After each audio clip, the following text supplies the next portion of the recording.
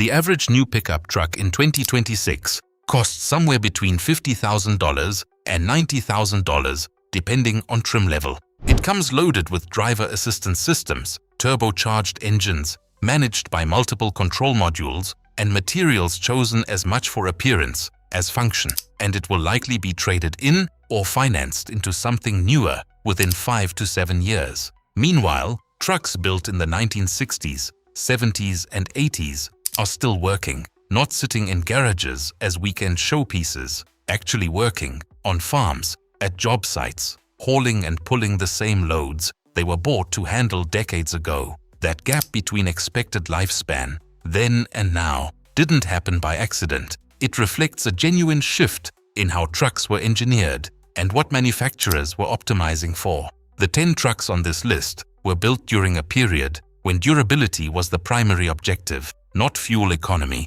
not infotainment, not curb appeal, durability. The result was vehicles that outlasted nearly every reasonable expectation placed on them. Here's a look at each one, what made them exceptional, and why they still hold up against anything rolling off a production line today.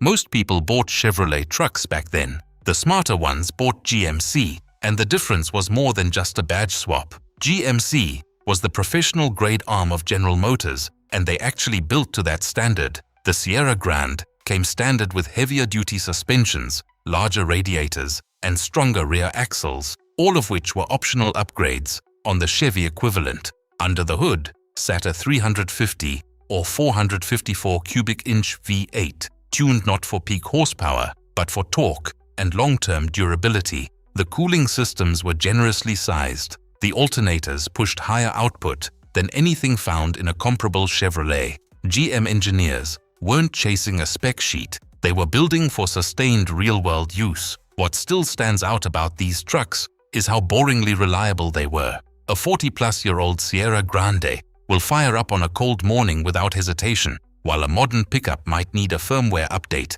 or a trip to the dealer before it's ready to work. These trucks were overbuilt from the factory, which is why so many of them are still earning their keep today. When simplicity and quality engineering meet, the result doesn't wear out, it just accumulates miles.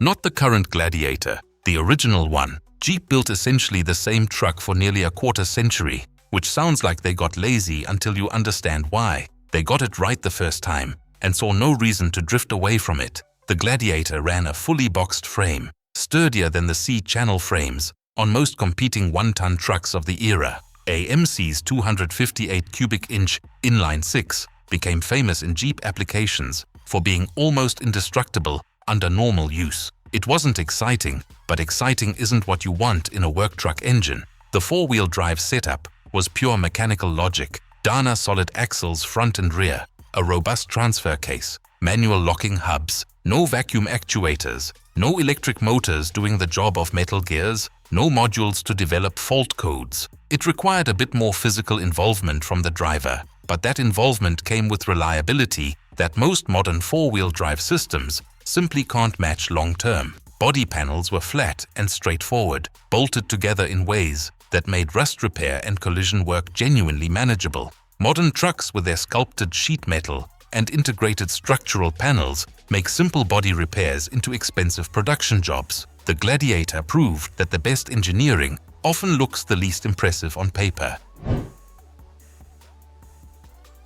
Ford introduced the F-Series in 1948, not to capture a lifestyle market segment or appeal to suburban commuters. They were building a tool for people who had real work to do, and they built it accordingly. The most common engine was the 239 cubic inch Flathead V8, about 100 horsepower on its best day. Embarrassing by today's numbers, but Flathead engine design has a notable advantage. There's very little to go wrong. No overhead valves, no rocker arms, no complex valve trains, just cast iron, pistons, and combustion. The architecture is so fundamentally simple that keeping one running doesn't require specialized knowledge. The construction philosophy was straightforward. Ford wasn't trimming weight or chasing fuel economy. They built frames as massive ladder designs, bodies from thick-gauge steel, and running boards strong enough to handle years of daily abuse.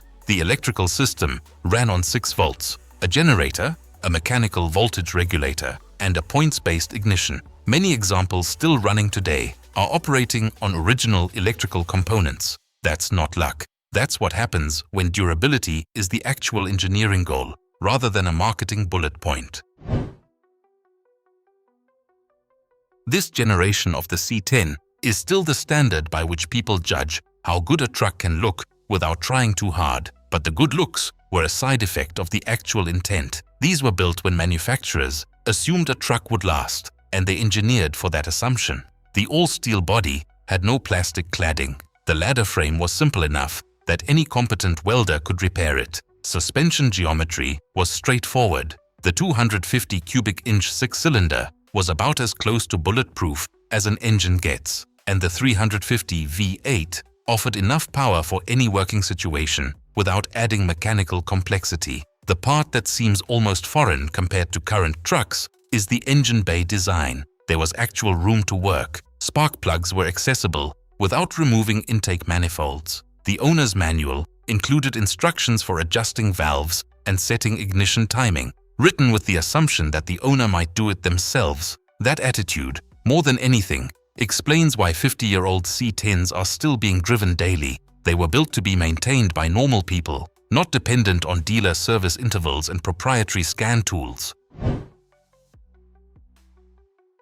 International Harvester built farm machinery and heavy commercial trucks. They didn't design things with planned obsolescence in mind, because that concept doesn't fly when a farmer needs his tractor running during harvest. When they built the Scout, they brought that same farm equipment philosophy to a consumer vehicle, and the result was something almost comically over-engineered for the average buyer. The engine most people remember is the 345 cubic inch V8, a unit originally developed for medium-duty agricultural and industrial applications. It wasn't fast. Nobody was racing a Scout anywhere, but that engine would run and run and run, with 300,000 miles being considered a normal lifespan rather than an achievement. There were no computers, no emissions control modules, no electronic throttle bodies, nothing that required a dealer visit to diagnose. If something broke, and it rarely did, any mechanic with a basic toolbox and a factory service manual could sort it. The frames were built heavy, the transfer cases were designed with large safety margins, and nothing was trimmed down for cost savings. Today's trucks handle more tasks more comfortably, but match one up against a Scout doing sustained hard work, and the old International will likely still be running when the newer truck calls it a day. Built on the same platform as Chevy's full-size pickup line, the K5 Blazer shared all of that truck DNA: heavy-duty suspension components, overbuilt axles, and the legendary 350 small block V8 under the hood. The removable fiberglass top was the only real concession to flexibility. Everything else was work truck hardware, wearing a slightly more approachable body. The 350 V8 in this application has earned a reputation that's hard to argue with. Parts are still being manufactured for it today because there are simply too many still running to let the supply chain dry up. The engine responds well to basic maintenance and responds equally well to neglect, surviving situations that would condemn a modern motor to the scrapyard. The K5 ran without engine management computers for most of its production life. A shade tree mechanic with a timing light and a carburetor jet kit could tune one properly without a laptop. When something did break, the diagnostic process involved eyes,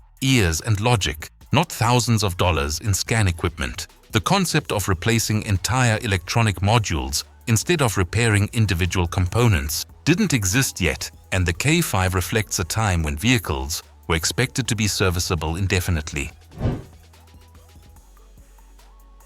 The Power Wagon wasn't designed for the civilian market. It was designed to survive a war. Dodge took the platform they developed for the military, gave it a different paint job, and sold it to farmers and ranchers. The result was a truck so overbuilt for normal civilian use that it bordered on absurd. Frame rails that could handle twice the stress they'd ever realistically encounter. Axles sized for loads that a half-ton pickup wouldn't see in its entire service life. A cast-iron transfer case built to standards that most consumer vehicles of any era never approached. Every system reflected military-grade engineering priorities, which meant function and survival under extreme conditions trumped everything else. The engine was a 230 cubic inch Flathead 6, producing 94 horsepower. What it lacked in output, it compensated for in durability, designed to run on poor quality fuel, start in harsh temperatures, and sustain full throttle operation for extended periods.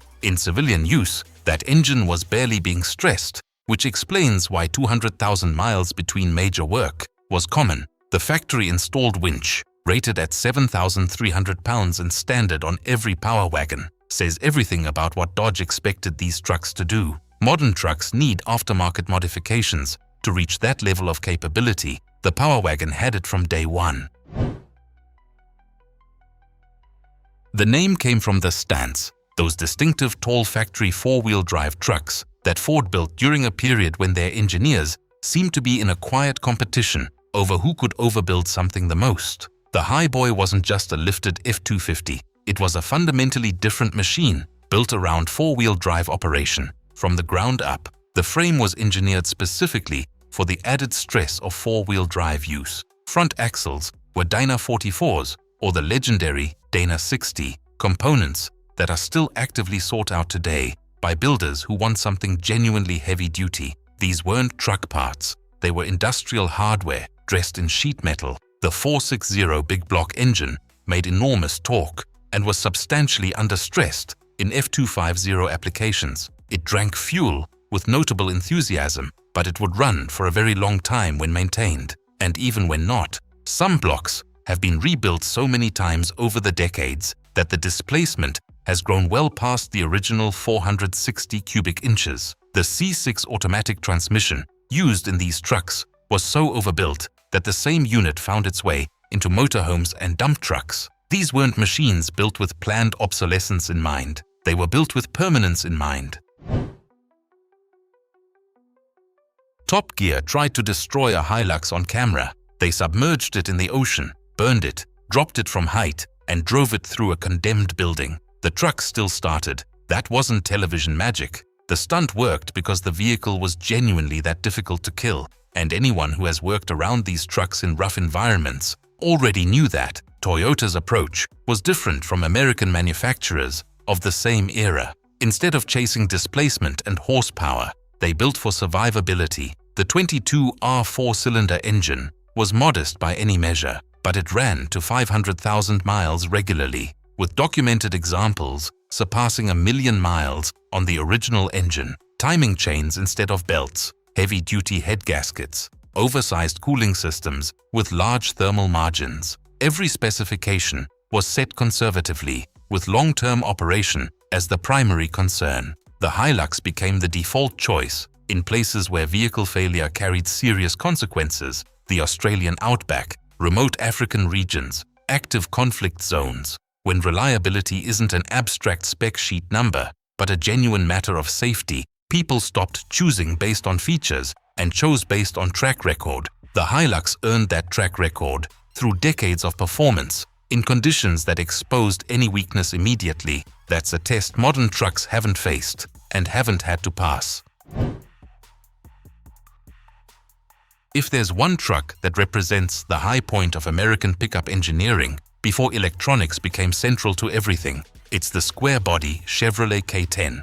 GM built essentially the same truck for 14 years, and in that time it became the standard against which reliability was measured for an entire generation of truck owners. The frame design hit a balance that engineers had been working toward: fully boxed up front for rigidity where it mattered, C-channel in the rear for load flexibility. The small block 350 V8 deserves its reputation. It's simple enough that any reasonably experienced mechanic can rebuild one on a basic tool budget, reliable enough to accumulate massive mileage without drama, and powerful enough to handle real work without being pushed close to its limits. Parts remain in full production today because the demand never went away. The engine bay was genuinely spacious, not "you can reach the oil cap" spacious, actually designed so a person could stand beside the engine while working. Components were placed logically, access was considered, and the owner's manual was written with the assumption that the owner might do their own maintenance.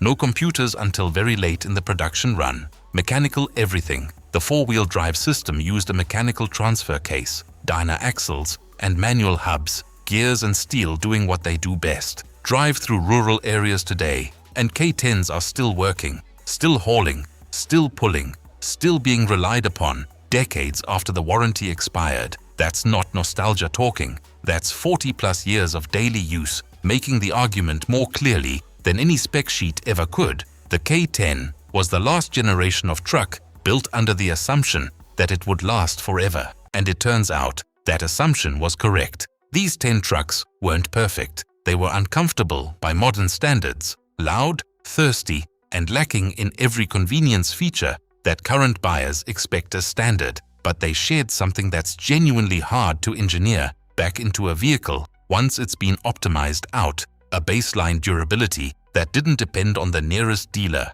the right scan tool, or a software patch. Modern trucks are more capable in many measurable ways. They tow more, haul more, stop faster, handle better, and keep occupants far more comfortable over long distances. But capability and durability aren't the same thing. And these legends prove it every time one of them rolls into another decade, still doing the job it was built for.